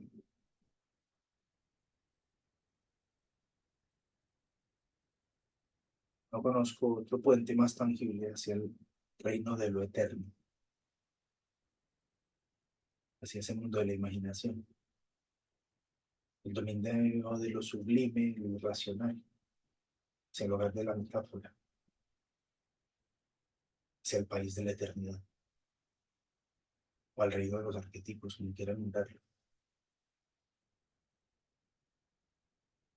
Vamos a seguir intentando descifrar qué está pasando en el espacio sagrado, en el que nos encontramos con la imagen, con sus misterios, allí donde brota lo esencial y solamente quien imagina puede tocar la prima materia, el agua de la eternidad. Siempre siento que el pensamiento diurno es imposible y que la lógica no alcanza para nombrarlo, porque se convierte en una cosa muy unidireccional y siempre está arraigada en esta intencionalidad dominante del lenguaje racional. Quizás por eso Goethe, en sus años maduros, llegó a pensar y lo nombró que deberíamos hablar menos y pintar más.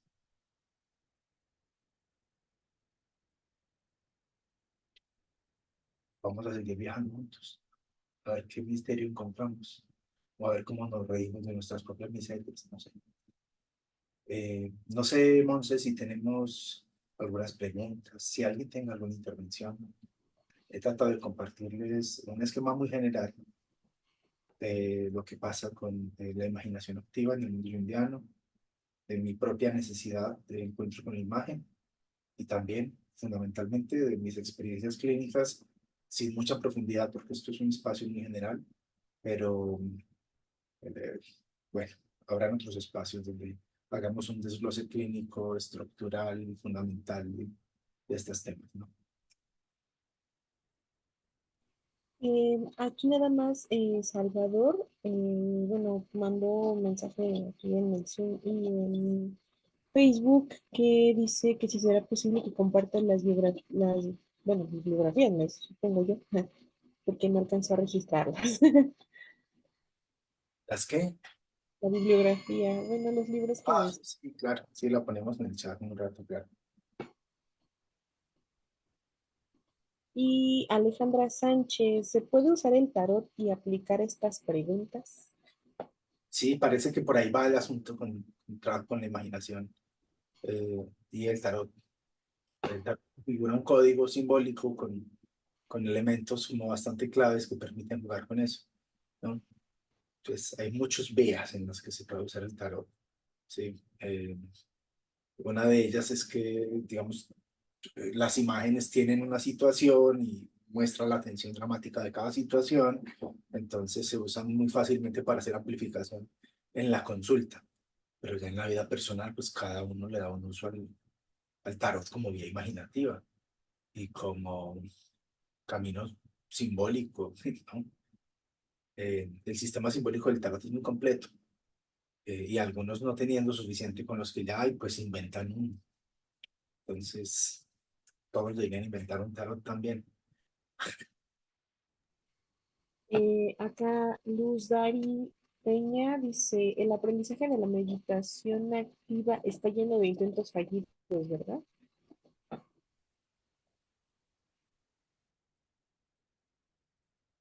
No sé, No sé a qué hace referencia la señorita Peña, pero entiendo por la falla todo resultado de una acción humana.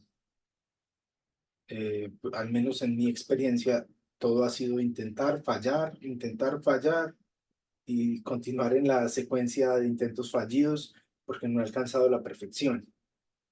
Mm, No, así lo veo, ¿no?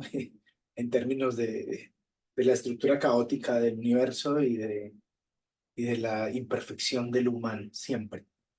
Ahora, de pronto fallar es visto como desde una mirada de juicio, pero tal vez no haya otra opción que intentarlo y fallar, y después intentarlo y fallar. Siempre falla de otra manera, ¿no? Y se gana mucha experiencia, y uno va caminando así. La vida es mi perspectiva, ¿sí? Que tal vez sea un juego con la imagen, pero no sé. Ok, gracias, David. Bueno, tenemos aquí a José Miguel y luego a Lina. Hola, José. Hola David, ¿cómo estás? Bueno, primero que nada agradeciendo ya nuevamente por esta clase, por esta instancia que nos estás compartiendo sobre esta última clase de psicología analítica junguiana y todo el marco introductorio. Y bueno, mi pregunta es la siguiente. ¿Acaso el proceso de imaginación activa viene siendo como una forma de contemplación?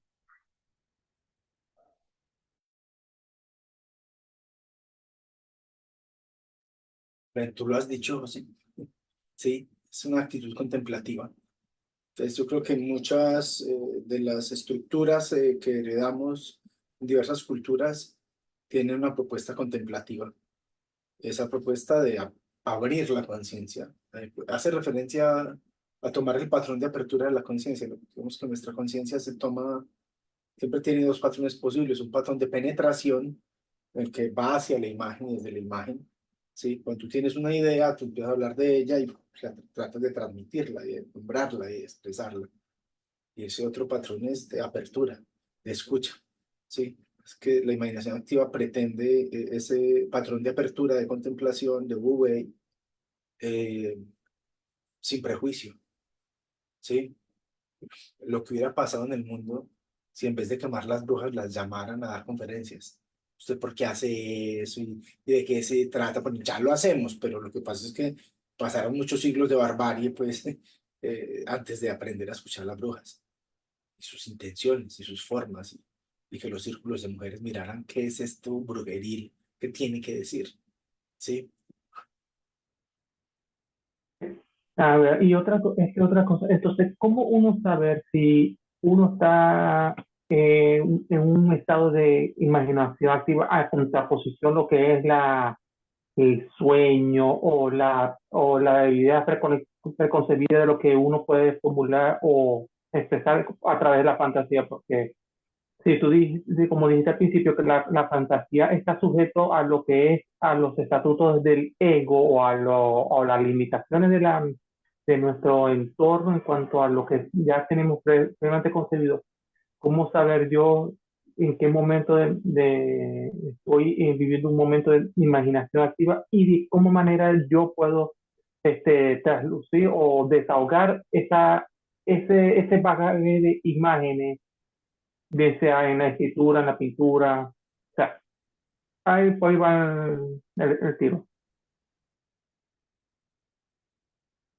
Sí, yo creo que se necesita disciplina también, se necesita ir aprendiendo una actitud, ¿sí? Porque, pues como ya lo he nombrado ahorita, tenemos cierta tendencia a domesticar la imagen, a disciplinarla, a utilizarla en términos que parecen muy pragmáticos, pero que al final cierran y condicionan el encuentro con la imagen. Las imágenes que realmente se te imponen son imágenes terribles que tienes que sufrir, que te hacen síntoma en el cuerpo o en la vida psíquica. Y esas imágenes, con imaginación activa, se vuelven muy claras. A veces son enfermedades terribles, insoportables, ¿sí? Que me he dicho varias veces como terapeuta, uff, si para mí es intenso esto de que me comparta sus imágenes, ¿cómo será estar ahí para esta persona frente a esta condición que la vida le impone, ¿sí? Eh, Ve por una fotografía de hace 10 años de tu vida, José Miguel. Agárrala, mira a ese muchacho y deja que te hable. Te diga, yo me siento así, yo pienso esto, y anótalo. Y va a ser muy revelador. No sobre aquel de ayer entonces, sobre el de hoy. Pero míralo de allá y vas a aprender mucho sobre ti. O sea, si realmente logras hacerlo, sin juzgar, sin cuestionar, sin pretender que ya sabías, te vas a encontrar con una serie de frases que tienen que ver con una primera aproximación a la técnica imaginativa. La imaginación activa ya pretende otra destreza. Lean el libro rojo para que vean Jung cómo lo hizo, cómo se fue encontrando con imágenes muy vívidas. Y el libro rojo tiene unos ritmos tremendos. Uno empieza a leer, porque Jung dice, bueno, fíjese esto, tal, tal. Y pronto llega un momento en el que se siente la angustia en el texto. Y Jung empieza como a circunvalar imágenes y después ¡pum!, se vuelve pura metáfora. Y empieza a utilizar cosas, a decir cosas que parecen muy enigmáticas, pero que parece que una parte de nuestra naturaleza entiende muy bien, que parece que sabe de qué está hablando y parece que no entiende, porque lo siente, porque vibra fuerte con eso, ¿no? Un juego poético, ¿no? Yo decía, solo los locos y los poetas pueden llegar a entender esto. Vamos a Es aprender cosas. como, es como ver tu propia imagen en el espejo, pero sin juzgar. Sí, un poco el alma se espejea a sí misma en tus imágenes y algunas nos tocan y por ahí vamos entendiendo cuál es nuestro lugar. Gracias, José. Gracias, Hola, David. Vamos con Lili. hola Lili. Hola, hola, buenas noches a todos. Buenas noches, David. Perdón, es que me quedé pensando en lo que estábamos trabajando ahora. Pues mira, tengo dos ideas paralelas. Quisiera desarrollarlas rápidamente. Al hablarnos ahora de la imaginación activa, me tocó mucho cómo hablaste del pensamiento mágico en donde lo tocaste desde una plataforma muy respetuosa, amorosa, porque a veces es difícil encontrarse con colegas que atesoren esta posibilidad del pensamiento mágico y que a veces lo desdeñan hasta un poquito, ¿no? Y de inmediato lo asumen y lo llevan al terreno de lo patológico. Entonces, me pareció muy nutridor como colega el haber escuchado el cómo se toca y se respeta la idea o el concepto del pensamiento mágico. Esa una hora que hablabas también en el desarrollo de cómo acompañar a un paciente en sus imágenes, me hizo evocar también a cuando estamos en interpretación de sueños, ¿no? Yo tengo formación freudiana, pero hay cosas que me han llevado a Jung, ¿no? Entonces quería preguntarte justo eso, si es en la imaginación activa, es igual que el sueño, que solamente llegan las imágenes de las que se ha percibido, son atemporales, hay deseo. Gracias, Lili. Ujú, Bueno, sobre las dos cosas. Creo que un poco se nombra el pensamiento mágico como para poder diferenciar, como no se trata del pensamiento mágico, ¿sí? Porque hay posturas, digamos, una mirada antropológica va a decir que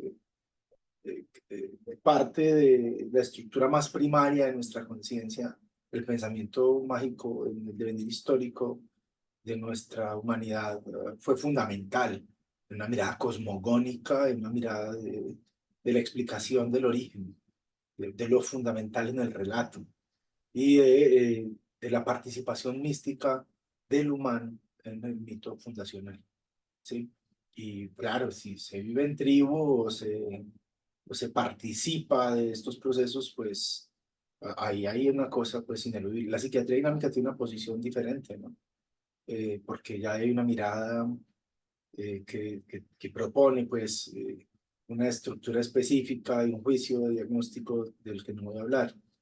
Y yo en parte estoy de acuerdo, porque siento que una construcción clínica nosológica de la estructura mental me ha brindado una percepción de un panorama general muy interesante sobre lo que el mundo occidental percibe en el alma humana. Sin embargo, yo soy más de la línea de la antipsiquiatría y estoy muy de acuerdo con David Cooper en la lógica de que un juicio siempre habla más de quien lo emite que de quien es juzgado. Entonces, procuro aguantarme hasta donde pueda con este tipo de emisiones de diagnóstico, ¿no? Luego el que quiera un diagnóstico lo consigue con ChatGPT también, o con cualquier cosa, ¿cierto? La mayoría de la gente que llega a consulta ya se diagnosticó y a veces el problema es permitirnos dinamizar la imagen con la que cuando el paciente ya cree saber y no sabe que toda la estructura de conocimiento en torno a su sintomatología es una estructura defensiva. Y la racionalización, el fantaseo y todos los otros mecanismos de defensa son muy prácticos, son muy útiles para la vida psíquica, pero hay que salirse de la zona cómoda para poder construir. Sobre el trabajo con los sueños, sí, Jung se distanció mucho de Freud en el trabajo con los sueños, dado que Freud se va más por un enfoque causalista. Jung está totalmente de acuerdo en lo que encuentra en Freud, pero necesita trascender.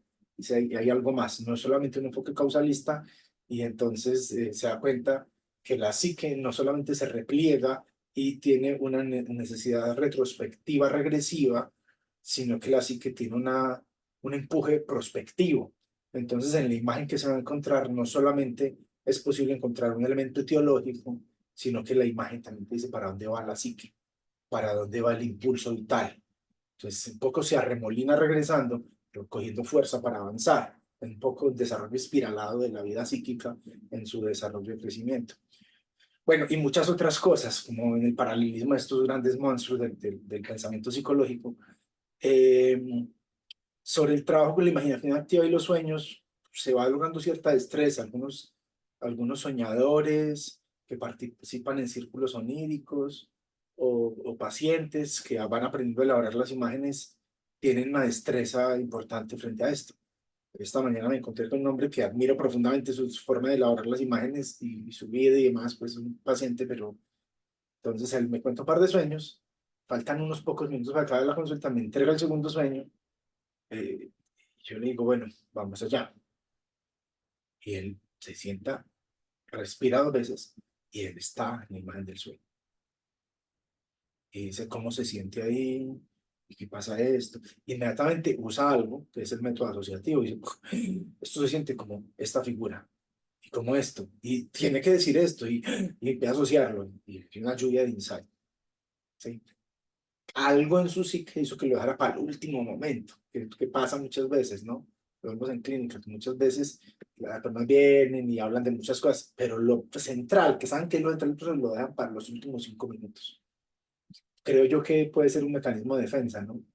Como de decir, esto es muy importante, pero no lo voy a alcanzar a elaborar, ¿sí? Entonces se toca y va. Entonces, un poco la imagen del sueño y el trabajo con la imaginación activa en el campo de las sensaciones parecido. Es un mundo nuboso en el que tu conciencia no tiene el control de lo que está pasando ahí. ¿Sí? ¿Alguien ha sido jugador o narrador de juegos de rol por aquí? Los jugadores de rol les pasa una cosa similar. Juego de rol, hay 2 formas de jugar. Modo muy norteamericano, que tú tienes un manual donde dice cada cosa, abro este closet y ahí está la lista de cosas que hay en el closet. Y una guía del Dungeon Master de qué va a pasar en cada escenario de la mazmorra. Pero los latinoamericanos no somos capaces con eso. Pues los latinoamericanos tenemos un juego de improvisación narrativa en los juegos de rol. Entonces muchas veces el narrador dice, yo había inventado otra historia, pero la forma en la que fue pasando lo que se jugó llevó a otro proceso, otro movimiento.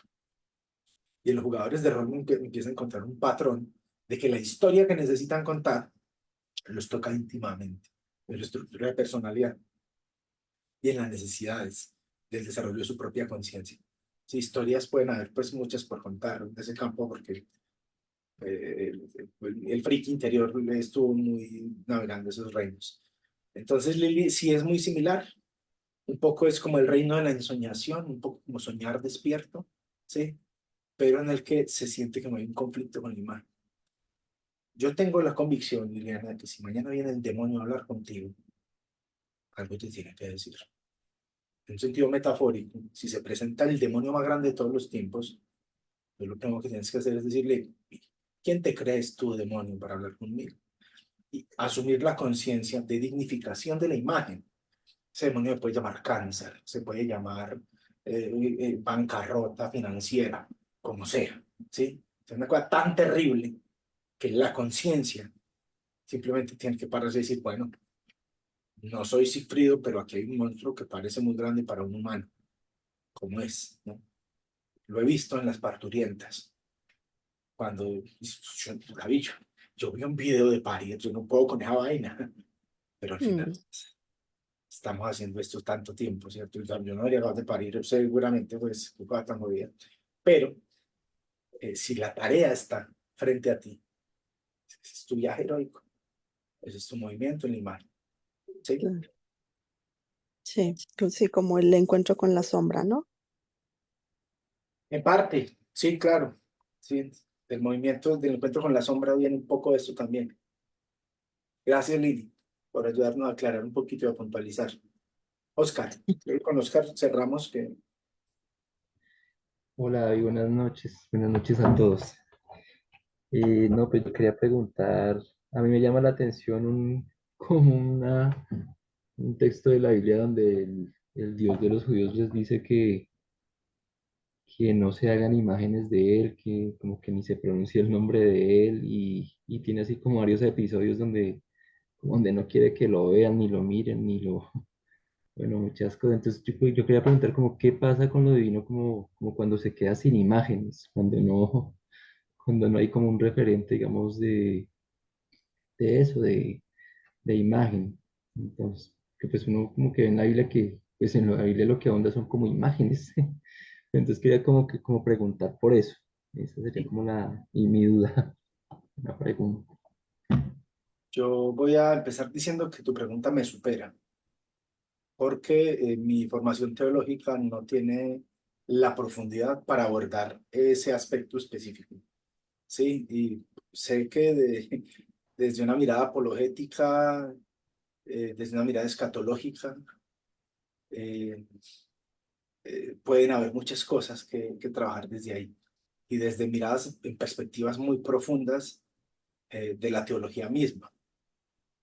Ahora, soy más cercano en teología a la teología de la liberación y a una apuesta un poco más del materialismo dialéctico por la lectura de todo esto. Eh, y esa es uno de los textos que más genera cisma en la iglesia, ¿no? Toda una tradición iconoclástica se proviene de esa relación. Y hay tensión en el mundo por si Dios es imaginable o incognoscible. ¿Y de qué sentido tiene la práctica de los sagrados si tú puedes abordar al Dios como imagen de la totalidad, como personificación arquetípica o como las frases escritas en un texto sagrado o como qué es Dios? ¿Sí? Ahora, en campo, psicológicamente hablando, ¿sí? ¿Qué es lo que no tiene imagen? ¿Es posible relacionarse con algo que no tiene imagen? Porque la imagen trasciende la construcción visual escultórica o la presencia en el templo de una figura. Hay imagen cuando algo puede ser nombrado, ¿sí? De todas formas, Pedraza tiene un trabajo increíble, Rafael López Pedraza, de los pensadores más grandes de Latinoamérica. Él es un post-jungiano de la escuela arquetipal eh, que, que tiene que ver con lo que él vivió eh, y cómo lo relacionó con la vía simbólica, con lo mítico y con lo que él llama el titanismo, ¿sí? Y tiene que ver con la transición de ese campo donde eh, estas imágenes tan enormes que parecen psíquicamente tener una carga muchísimo más grande, empiezan a poseer la vida psíquica. Madre, se me escapa el nombre del texto justo ahora, pero está en el primer volumen de la obra reunida de Pedraza, que tiene Hermes en el exilio, Dioniso en el exilio, Hermes y sus hijos, sí, ansiedad cultural. Ahí está. En ansiedad cultural vas a encontrar un poco de trabajo sobre eso. Entonces, hay fenómenos psíquicos que no se elaboran tanto a partir de la imagen y que parecen tener una tendencia más hacia el colectivismo, hacia una cosa que empieza a poseer eh, la vida de la colectividad y que algunos al participar de la imagen tienden a literalizarlo. Y es ese movimiento de las épocas también. Por ahí ella hace un análisis importante, Pedraza. ¿Sí? Yo tengo una postura un poco diferente. Porque si algo ya tiene nombre, ya hay imagen para eso. Y ya la necesidad fundamental es vincularse con eso que ya puede ser nombrado. ¿Sí? Entonces, sí venimos de una tradición muy diferente en estas divisiones Oriente-Occidente y tradiciones que han propuesto que Dios no puede tener imagen y que todavía pues siguen tumbando vírgenes y criaturas personificadas en los templos. Sí, a quien tiene un trabajo psicológico de relacionarse con las imágenes, pues, la estructura de la psique es imagen fundamentalmente, Oscar. Sí.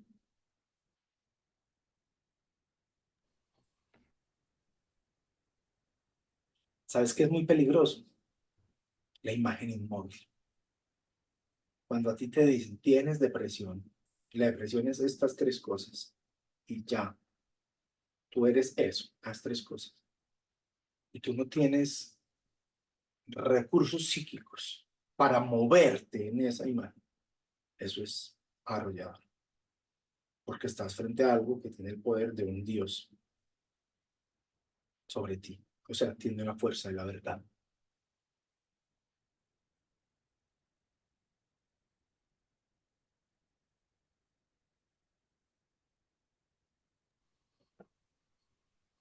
Ok, em, aquí Gillen le contestó que ese versículo habla más de la fe real y no en imagen, como lo mencionaba Oscar.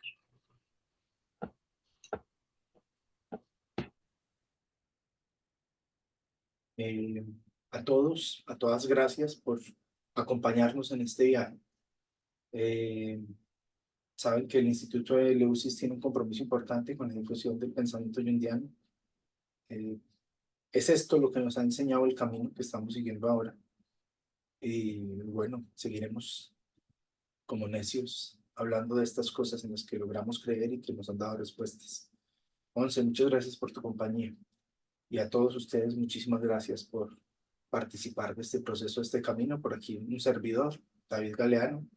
Cualquier cosa me escriben y seguimos tertuliando. Ya está, David, muchas gracias. Y sí, pues síganos en todas las redes sociales. Muchas gracias, David. Muchas gracias, David. Muchas gracias. Gracias a todos. Muchas gracias. Buenas noches. Gracias, buenas noches. Buenas noches. Hasta luego. Gracias.